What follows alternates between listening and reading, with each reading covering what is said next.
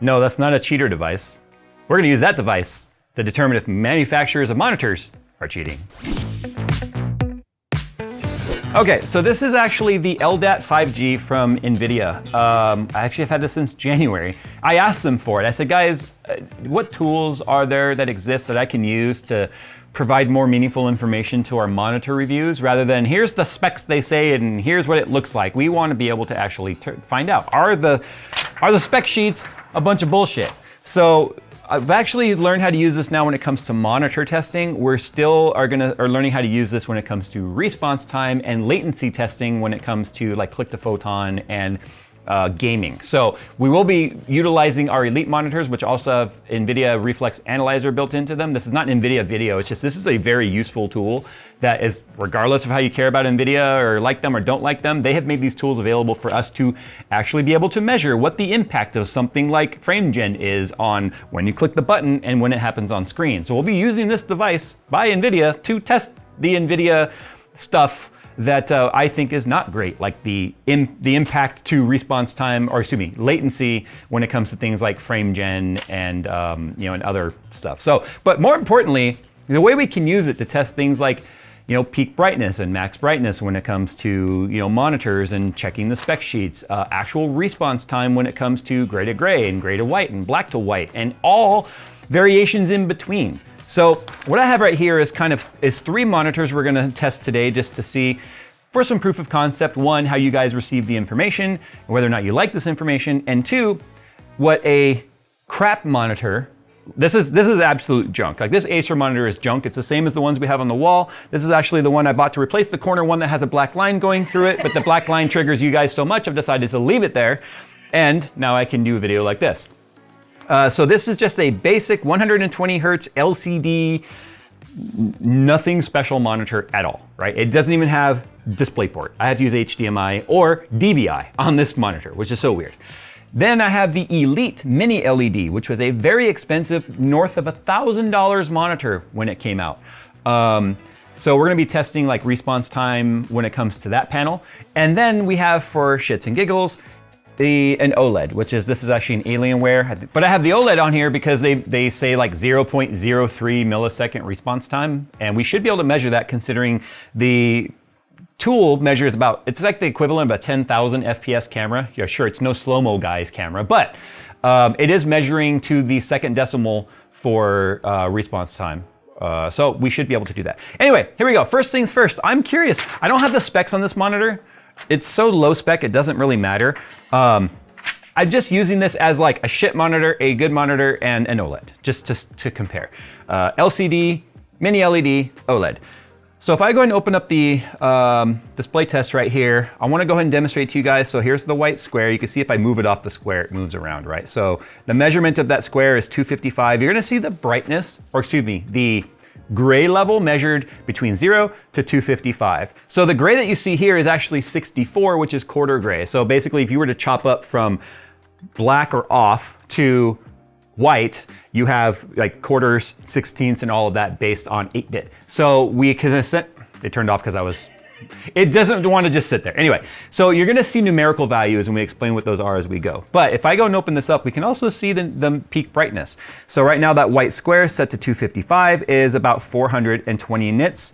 I want to show to you guys real quick that our studio lighting is not affecting that, just so you guys can see. If I turn off I shocked myself, turn off my studio light, you can see that number does not change. So we don't have any light bleed around the sensor, which is the first thing we need to check for. And we need to be within the green because there is a minimum setting, but then 1,000 nits is as much as this device can handle. That's why it's showing 45%, or 421 nits is about 45% of its range. So there is that. Okay, so now if we go ahead and get back in here, I showed you this monitor is at about 421 nits.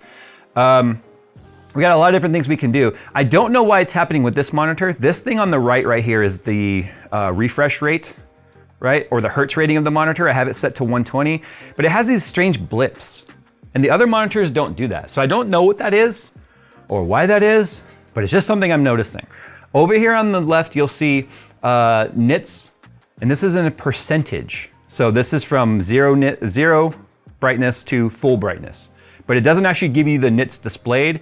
It just gives you the nits in a percentage of brightness. So if I was to click the screen right there, you can see it just makes the screen go from 64 right now, which is what we're set to. And I could change this to something else if I wanted. Like there's full bright right there, right? And you can see now we went to 100% on our nits.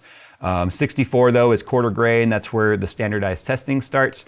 You can see our render FPS is at 120. It's just matching the FPS of the panel. If I move my mouse, I usually will get a little blip. But anyway, I don't know what that is right there. This is the kind of stuff though I'll have to start learning when we do monitor reviews to figure out what that is and why it's happening. I also want to point out, you'll notice up here it says G-Sync monitor required. Failure to comply might result in sadness. Now, the reason why it's saying it's required is for true like click measurements and stuff. There is a microphone that comes with this that you can use and put up to the speaker, and if you click, it makes a beep sound. So we're not using that here today because we're going to be using actual G-Sync with reflex monitors to just be able to measure, because what happened is the mouse will plug into the monitor and then we'll be able to actually measure from click to the thing happening to measure latency. But if you turn off VSync now, you're seeing all of this like fluctuation in there. If I turn on VSync, that'll go pretty flatline because now G-Sync is doing its thing. Or VSync is doing its thing. So I'm gonna turn off VSync just because that's what I've been doing. But check this out, we have a bunch of different tests we can do here. We'll show you now what a terrible monitor sort of looks like. So here's display latency, and it's just going from 64 to 196. So it's going from like quarter gray to quarter white, which is very interesting. And it's a consistent, perfect test every time. Same brightness, same dimming, same brightness, same dimming, which is getting us 4.5 milliseconds, which sounds great. And these are the types of things you'll see on spec sheets when monitor companies will go, hey, it's only 4.5 milliseconds from technically gray, it's a gray to gray. It's like two different grays, because even white is a measurement of gray, but it's two different grays, 4.5 milliseconds, gaming panel, perfect, let's go. But what happens when you have to measure different stuff? When it's from 0 to 64, 64 to 255, 255 to 196, 196 back down to 64, 64 to 32, 32 to 96. What happens when you start doing that? Now you're gonna notice some really crappy numbers here. And that's what I'm gonna do right here. This is 9 by 9 is basically saying 9 taps at different brightnesses, or I should say gray levels. We can do it up to 17 if we really want to get deep, and we'll start using that in our testing later. But now you'll see right here, it's measuring 0 to 64, 64 to 0, 32 to 64, 64 to 32, 0 to 96, 96 to 0, 32 to 96, 96 to 32. So it's going both ways on different ranges. Now check this out. From off to 64 is 19.73 milliseconds. From that 64 quarter gray back to 0 is 7. So what you'll notice is it dims, like that pixel gate closing is actually dimming the light nicely, but if you have to go the other direction back up, it's very slow. So you can see 32 to 160 when the LED or the LCD is already lit, it's going very quickly back up. And I'll show you a chart here in a second so you can understand this a little better. But look at the big range here. From 0 to 192 is 8.18. It was actually faster at going from off to a brighter setting than off to a middle gray. So this is what you're seeing here with a typical low-end monitor. And if you look right here, you'll see these ramps. See how it looks like a scoop and a drop rather than it being a step like for speed? You're only seeing that curve. I don't know if you can see it on camera, but there's a curve to it because it's slow. So the faster it is, the sharper that line is, which is exactly what you want. Now you'll notice here, undershoot and overshoot. That is basically because the gate is having to move so quickly. Remember, it's a pixel gate that's blocking the light. And how that gate moves determines on which color is gonna make its way through. So here's our chart. I have not found a way to, and let me explain real quick. What you guys are seeing right here is just some of the raw findings that we're gonna start turning into monitor reviews.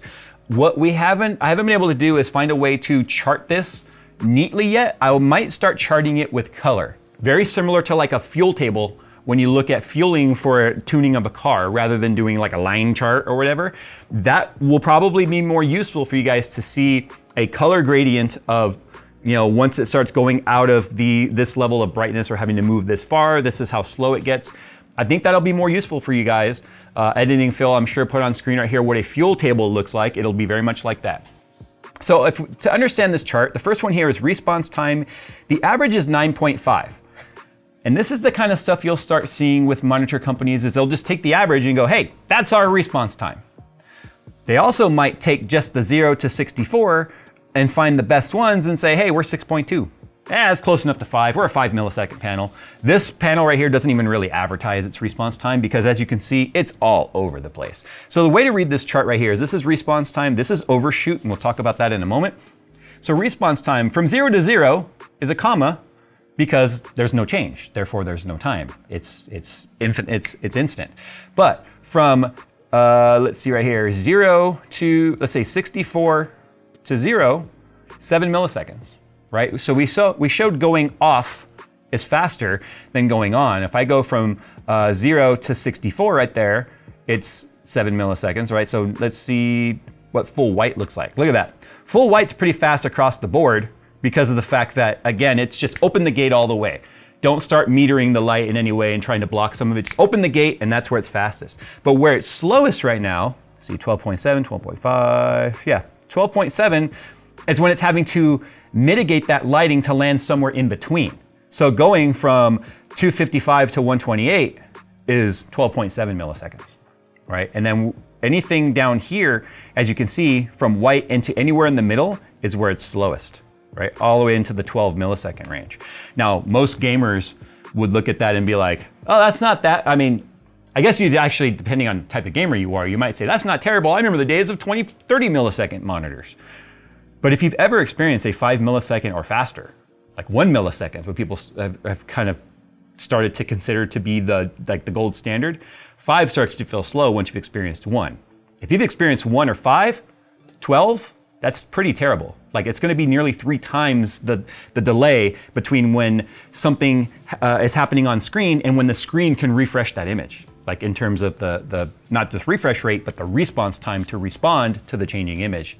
The light has to change. So the image can be drawn, but the light hasn't responded yet. Hello, ghosting. That's when movement starts to look very blurry and very like separated, if you will, almost like you have astigmatism, but it's on your monitor. So 12.7 milliseconds is actually very close to the 16.7 milliseconds that equals 60 FPS. Now you have a frame that took 12.7 seconds, or 12.7 seconds, 12.7 milliseconds to draw, means you're gonna have a cross blurring between 2 frames. And that's where the ghosting really starts to come in. And the more faster motion, if you're esports gaming and stuff, that's why the really high refresh rate, ultra fast response times matters. Because apparently sticking your nose on the screen and having a monitor that fast means you can interpolate the data that much faster. So this is a terrible monitor. Now check this out. Its overshoot and undershoot is really good. So overshoot would mean going from dimmer to brighter, and how far past that brightness did it go and then have to correct itself. Undershoot is just the opposite direction. From brighter to darker, how dark did it, over dark did it go and have to come back. It's pretty good across the board, except once you get over here to the 224 to 192 range, right in that area right there, like this would all be green and then that'd be red. 7.7 would be like dark orange. 15.8%, this is percent, not millisecond, that's percentage of overshoot. So you can see this monitor really has a hard time dealing with going brighter and basically, not averaging, but controlling the overshoot and undershoot. Now all monitors are gonna have overshoot and undershoot. The question is how much. So this is what a bad monitor, in my opinion, looks like. Let's go ahead and get the mini LED set up, and now we'll take a look at some of those specs, because I've got those specs right here. This is the, it's no longer in production anymore, but it's the X321UG Elite 4K panel. It's got a brightness of 400 nits with a peak brightness of 1400. So let's talk about that real quick, because what you're gonna notice here is that's a big range. From 400 to 1400, it's basically saying that a portion of the screen, and you'd have to do some digging to figure out how much of the screen is allowed to go that bright, but it can actually go brighter than its max brightness in small percentages of area. So I think like muzzle flashes could be super high peak brightness to give it a more realistic effect, but the whole panel's average brightness is 400. That one has a peak of 1400. I don't know if that's square. When we do our monitor testing right now is gonna be 1400 or 400. This will tell me, and we're about to find out. All right, so now I'm on the mini LED, but it's very low on its peak brightness right now, or average brightness, because of the fact that we film on this quite a bit. So I just want to demonstrate that right now. So if I move this over into the correct square without hitting the buttons underneath, as long as I get the sensor right there. So you can see we're not even in the green. Like it's telling us you gotta get this into the green. So I can do this now, display. Brightness is only at 70 right now. Each click is such a big adjustment on brightness. Look at the progress bar, that's great. I know. All right, first things first, it said its brightness was 400 CDM squared, or CD/M squared, which is nits. We got 500. So we got more than advertised. That's cool. So let's, I mean, it doesn't matter that this is crooked. As long as the whole sensor itself is in the square, we're good. So check this out. Yeah, it's a 1 pixel camera. Yeah, it's 1 pixel. I can show you the bottom if you're curious. There it is. Literally 1 pixel right there. Done. Okay, so now let's go ahead and do the display latency and see what this one looks like. So this is just going from 64, which is why it looks like it's going gray, not black, 64 to 196. So again, it's going from a dark gray to a light gray, is what it's doing. That's a gray to gray. 8.7 milliseconds. So it looks more terrible than the other monitor, but again, that's not the whole story here. So if we now go ahead and do, again, the 9x9 array of, so that grid, remember how I showed you, like we had the vertical axis and the x-axis, or the x and y-axis? If we did a 17 by 17, we would have 17 and 17. So it's just different amounts of testing involved. But look at our speed so far, right? 0 to 64, 24, right? 64 to 0, 9. 32 to 64, 5. 64 to 32, 5. 0 to 96, 17. 96 to 0, 10. So again, this is where the title of this video is, Are Marketing Specs BS? This is where you really have to really rely on people that are doing these deep dive reviews. Right now, that's not us. I'm trying to get better at this, but this is why the independent reviews are so important, because spec sheets should, in my opinion, always have like asterisks on them. It's like there's different types of measurements that you can take that look great on paper.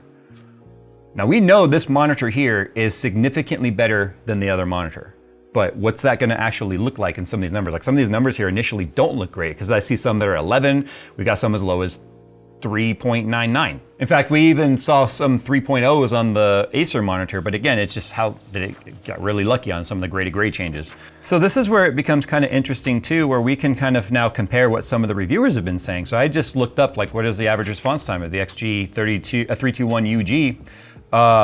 This is one of those monitors where the spec sheet and real behavior are pretty different.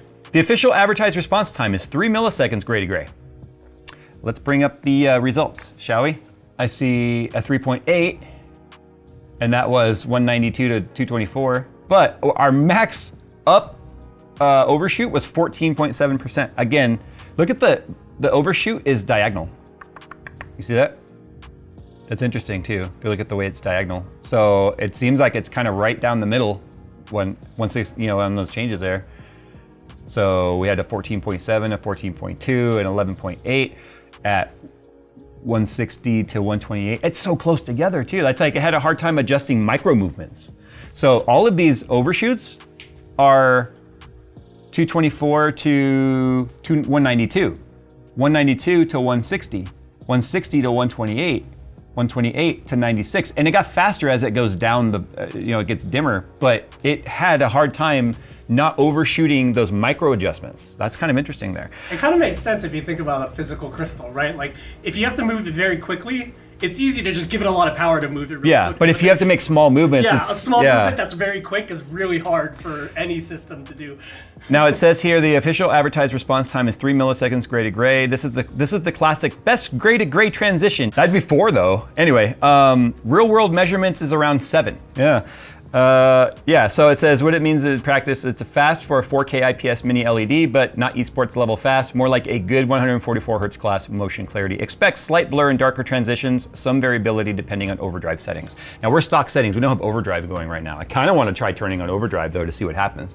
But already this is an example of why just reading the box and the brochure on these monitors is not the whole story. And I'm not like trying to throw Acer, Alienware, or ViewSonic under the bus. This has kind of become the norm. This has become the standard practice, and this is why independent reviews are important, and this is why I want to step up our game when it comes to monitor testing, because just saying what the numbers are means nothing to you or me.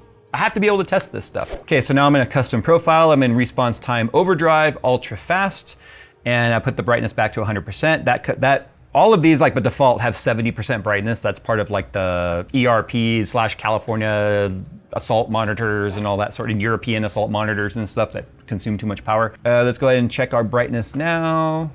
There we are, back at 502, sure.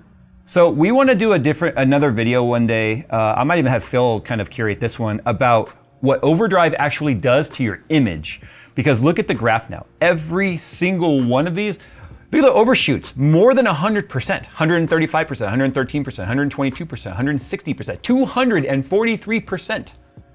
So we are overshooting our target every time, but that's because what's happening with Overdrive is it's like, move the gate faster, put more power to the pixel gate and move it as fast as you can. Now that gate has momentum and it's gonna go too far every time. And you can actually see it.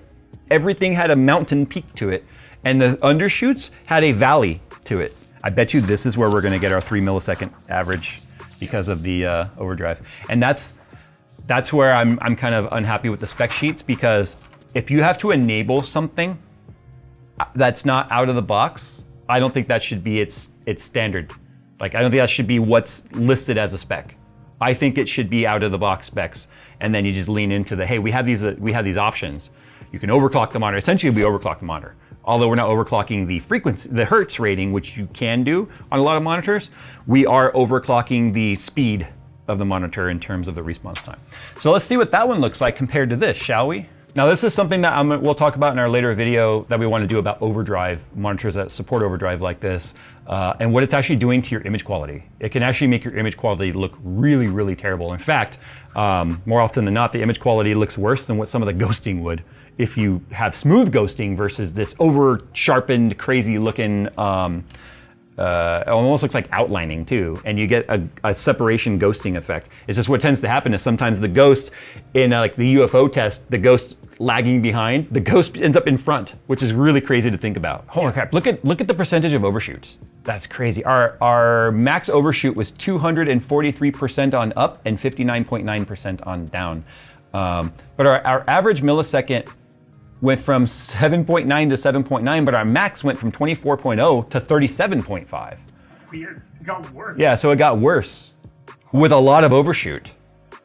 So this is where I was saying we really need to like refine our testing to figure out like how to extrapolate some of this data and really present it. But this is one of those instances where like turning on Overdrive didn't help us at all. In fact, the numbers look worse because the max up before was 14.7 and 9% on down, 243.6% overshoot on up, and 59.9% max on undershoot. So yeah, this is one of the reasons why I never really turn on Overdrive. I've just never felt that the picture looked good, you know? Let's see what happens with the OLED. I'm genuinely curious as to if the OLED even comes near the under 0 milliseconds respawn time. Well, I guess I can't. Under 1? Yeah, under 1. Just barely over 0 there. Okay, so now we're on the OLED. Yes, it is curved. It is flat against there. You can hear it touching, but I just tested it right here. Look at that. Look at the brightness of that. We're getting 842 nits. It says 250 with a peak brightness of 1,000.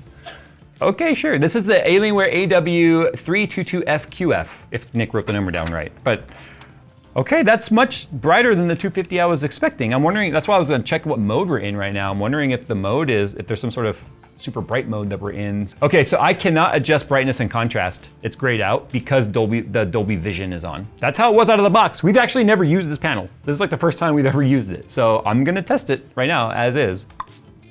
Look at that. Oh my gosh, did you see that? This is something I didn't really show in the other panels and I should have. The arc of it. Like when you would click, if I clicked the button, if I click the mouse in here, it just goes 255 real quick, from 64 to 255. And all of the other panels, when I do that, it just looked like an arc. But look at the, that is just insanely showing you how fast the brightness can adjust right there. The other ones, when I did that, just looked like well, boobs, kinda. So I don't know how. I was gonna say McDonald's logo. Yeah, McDonald's logo. There we go. The St. Louis Arch. Fat Okay. or horny, pick one. Fat and horny. Okay, already the OLED. Here's one of the reasons why this is important too. OLEDs are getting cheap. I don't care if you like Alienware or not. I got an email from them.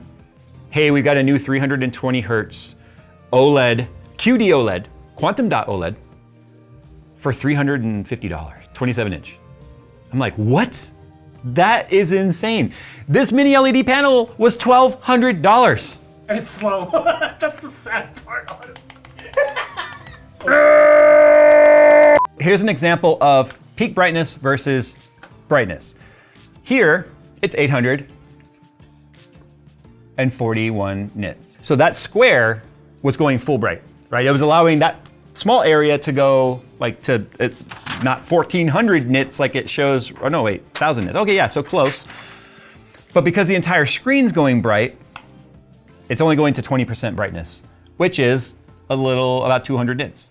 So it's a little lower than the 250 we would expect. But if I click and hold like that, you can see we're only going to 20% of its max brightness. You can see it's not even going to full white. But if I do this, there's full white. But you see how it ramped down because it overshoots, look. See, it goes up and then comes down. All right, well, let's go ahead and do the initial display latency. 2.6 milliseconds on that, which is already twice as fast as the other panels we're showing, and they're like 4.5-ish, right? All right, let's go ahead and go our 9x9 grid. I'm really excited to look at this one. Average, 0.2, max, 0.3. Max overshoot up was 8.8, max undershoot was 4.9%. Dude. It doesn't even give me enough decimal points to actually see the 0.03, but dude, this is where the only downside about OLEDs before was, okay, there's two downsides. The price, they were really expensive, and burn-in. But I've been running the Alienware ultra-wide, the 34-inch that like Phil drools over and wanted so bad and I put it on my desk, but sorry, Phil. It's okay, I want a 4K one now, so. Yeah, you don't want the ultra-wide anymore. Yeah. But the thing is, like, I can see the pixel shift. I actually will see the entire image jump every now and then. And one day I left for work and I left it on. The monitor saved itself. It turned itself off, and then when I turned it back on, it's like, hey, we noticed a static image for longer than we would like. When you have time, there's a function we want you to enable that will take about an hour. And it turns the monitor off, and the screen is not on, and it does something, but it takes about an hour. And I didn't notice any burn-in. Like literally, there was no burned-in image. But for monitor health, it handled itself. So the OLED stuff is getting really good, because that was what was really holding it back in the day. You've got a taskbar and stuff, right? You've got static desktop and whatnot, icons, and if you're the kind of person that leaves your monitor on all day doing stuff, it's like, I don't want to burn it in, but I have yet to personally experience burn-in on a PC monitor. I've experienced it on a TV, but I've not experienced it on a PC monitor. And now that there are monitors that are in the $300 range, that are over 300 hertz, 27-inch QHD, 1440p, like, that's insane. That's insane. Like this right here is a 4K at 240 hertz, but look at this right here. This is why when I play Rocket League with Phil, I can't scream latency anymore, or screen lag, which I could on some shitty monitors I tried it on, but look at that. Okay, I don't see 0.03, but then again, it's funny, it doesn't give me enough decimals right there. Well, there we go. Yes, the specs on the box are often BS. But you can expect, at least now when we take a look at the monitor, we're gonna start using this device to see whether or not those specs are anywhere in the realm of near correct on advertising, or whether or not the panel is hiding some sort of dirty secret, because now we'll be able to find it. All right, guys, thanks for watching. I'm excited to be able to start doing some monitor reviews that are more than just, look how pretty it is, and gaming. I'm excited to also start testing input latency with mice to image when you enable certain features. All right, guys, thanks for watching. See you in the next one.